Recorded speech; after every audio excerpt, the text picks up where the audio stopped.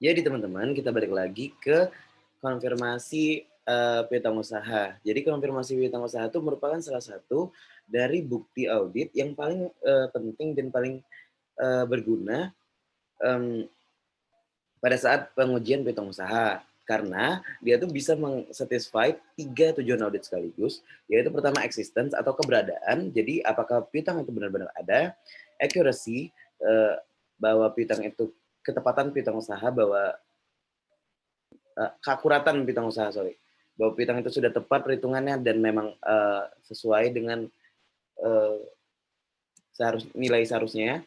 Terus ada cut off objectives atau cut off tadi itu bisa batas bahwa eh, piutang usaha itu benar-benar terjadi pada periode bersangkutan, bukan periode selanjutnya atau sebaliknya.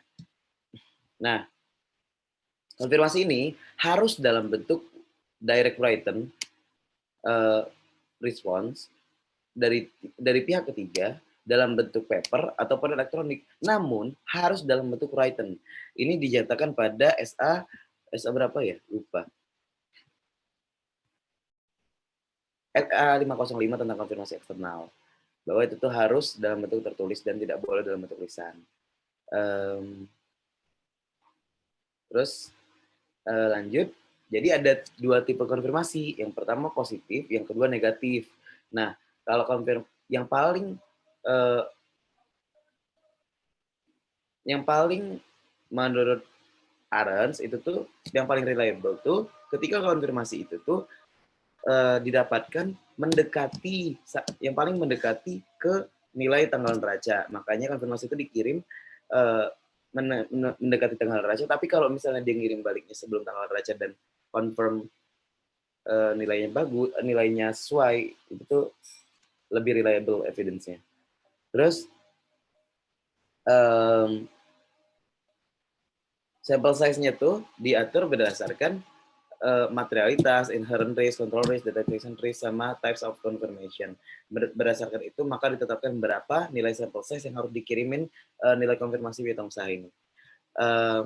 Jadi tujuan utama dari konfirmasi kepada customer apa? Untuk memverifikasi 3 tujuan audit. Yang pertama existence, yang kedua accuracy, yang ketiga cut off. Jika konfirmasi tidak diperoleh, sebutkan prosedur alternatif yang dapat dilakukan oleh auditor, yaitu melakukan review terhadap pembayaran-pembayaran terdahulu dan pembayaran yang akan datang, terus melakukan pengecekan terhadap dokumen-dokumen pendukung seperti dokumen penjualan, dokumen pengiriman yang bisa menandakan adanya piutang usaha tersebut atau nilainya sekian gitu. Terus ini kalau dari apa itu konfirmasi eksternalnya itu sebenarnya konfirmasi eksternal itu bukti audit yang tadi bilang, bukti audit respon tertulis langsung kepada auditor dari pihak ketiga baik dalam bentuk kertas, elektronik atau media lain. Nah, jadi ini yang abu-abu ini tuh adalah slide yang diambil dari SA 505. Jadi penting kalau nggak penting sih, maksudnya bukan penting. Perlu diketahui bahwa ada SA 505 yang ngatur tentang konfirmasi eksternal ini, dan dia bilang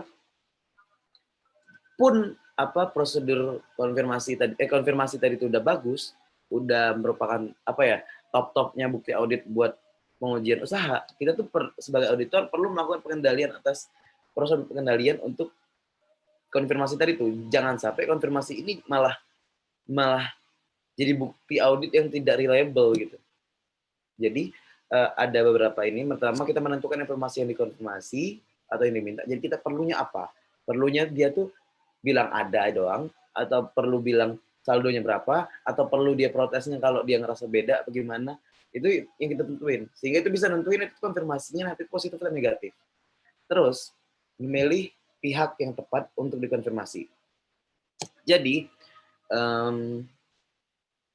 siapa yang perlu kita kirimin ini? Sampling kita tadi itu kan kita kan sampling, melakukan sampling kan. Akhirnya mungkin berdasarkan materiality, inherent risk, apa risiko deteksi dan segala macam tadi itu kita menentukan ada 20 nih. Nah, siapa aja ini? Siapa aja? Apakah dengan apa nilai piutang paling tinggi? 20 piutang yang paling tinggi atau ada gimana gitu.